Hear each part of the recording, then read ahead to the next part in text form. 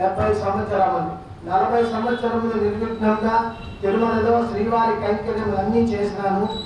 అభిషేక కైంకర్యం అనే ముఖ్యమైన కైంకర్యము, స్వామివారికి ప్రీతిపాత్రమైన కైంకర్యం కూడా నాకు తెలిసి 10-11 సార్లు చేసి ఉన్నాను. భగవంతుడు అందరివాడు, గోవిందుడు అందరివాడు. ఎవరు చేసుకున్న పుణ్యం ప్రకారం వాళ్ళకు తప్పక వారి కోరికలు నెరవేరుస్తాడు.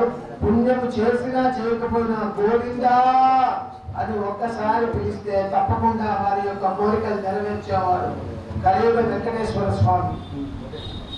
ప్రతినిత్యము కళ్యాణోత్సవం జరిగేటప్పుడు దాదాపు 20 సంవత్సరములకు ముందు అందరినీ, భక్తులందరినీ ముందుగా అక్కడ కూర్చోబెట్టి దాదాపు 15 నిమిషములు స్వామి వారికి గోవింద నామాన్ని ప్రవేశపెట్టింది నేనే. 12 గంటలకు కళ్యాణోత్సవం ప్రారంభమవుతుందంటే భక్తులంతా దాదాపు 600 మంది గృహస్థులు ఉంటారు. వాళ్ళందరినీ అక్కడ కూర్చోబెట్టి ఆ కళ్యాణ మండపంలో 15 నిమిషాలు టైం ఉండేటప్పుడు వాళ్ళు ఏవేవో కబుర్లు చెప్పుకుంటూ మాట్లాడుతూ ఉంటారు.